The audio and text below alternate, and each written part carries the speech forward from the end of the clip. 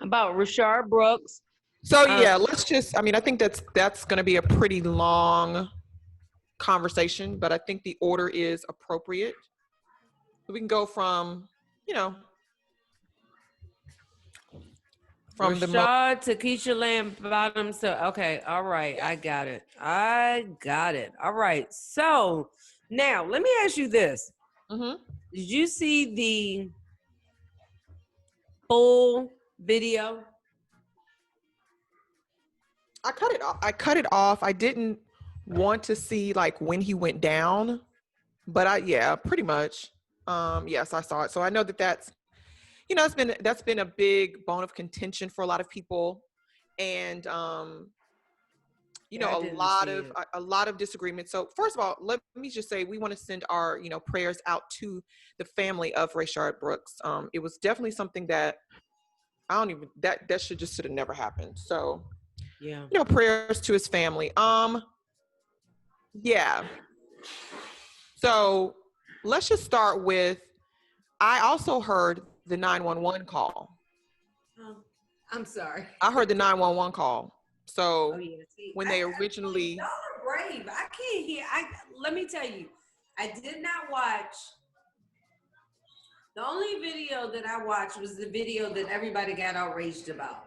I have not watched it. When I did watch a little bit of him talking to them, but not the extended version that was like went into the actual shoot. Like I can't. Like anyway, go ahead.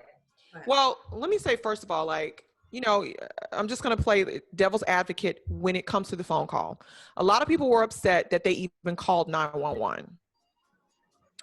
Okay. Who I called get it. 911? One of the employees inside the Wendy's. But when you hear the 911 call, it was very matter of fact. It clearly was not like an emergency. She was like, I just think he's asleep.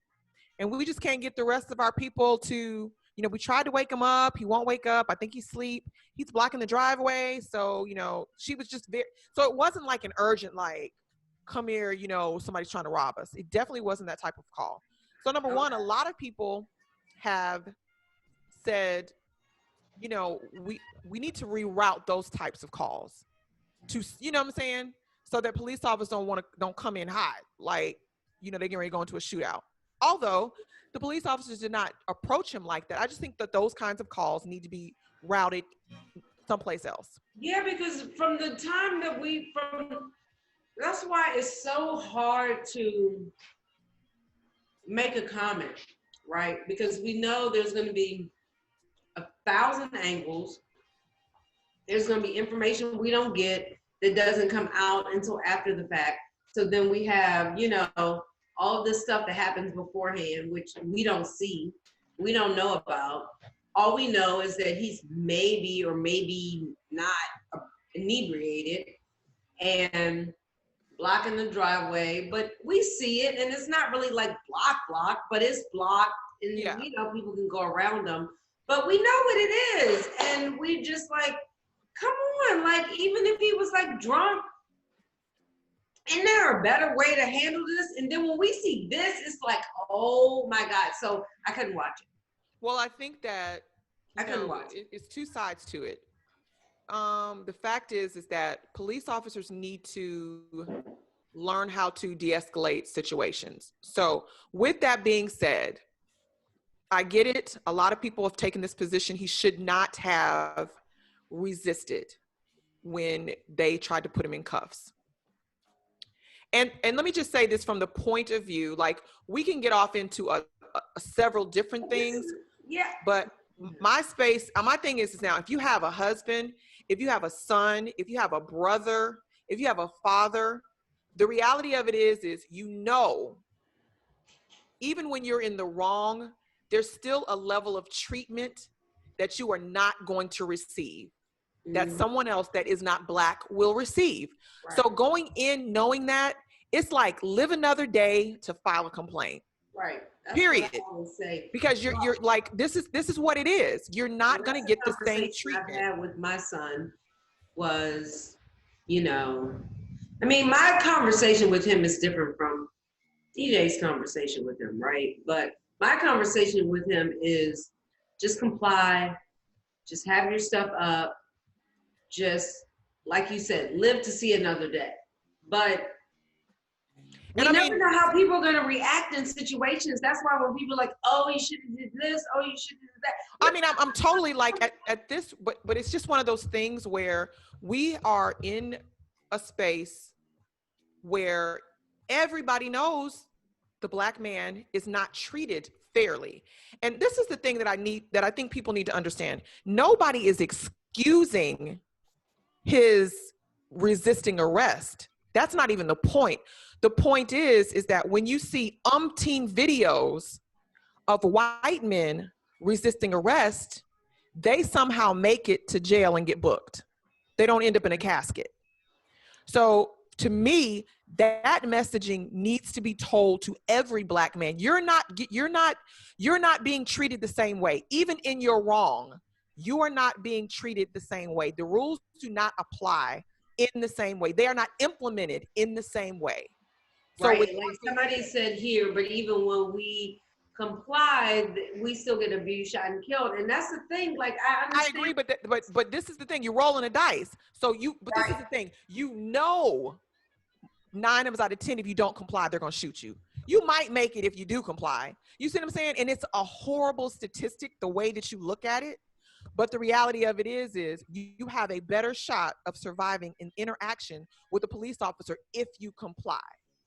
Now, things could go left and the same thing could happen, but you know what I'm saying?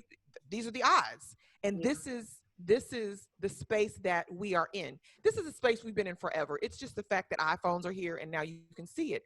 So a lot of people, to me, what was super, super disappointing is that when you take the position, oh, he should have complied. Well, that's obvious, but it's what happened after that. Is that caused him, you know what I'm saying? So everybody has to take responsibility for their role in that. And so when you do look at the video, and this is, up for argument, he's running for sure. And the taser that he had was not the taser of the police officer that was shooting at him.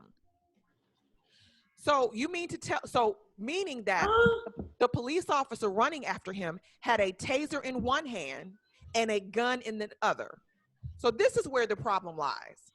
You mean to tell me, and he turned around, and he didn't even all the way turn around. He turned around over his shoulder, and you can't tell if he pointed it at him, but I don't know if he shot the taser, but then he turned back around and kept running, and then that's when the police officer shot him.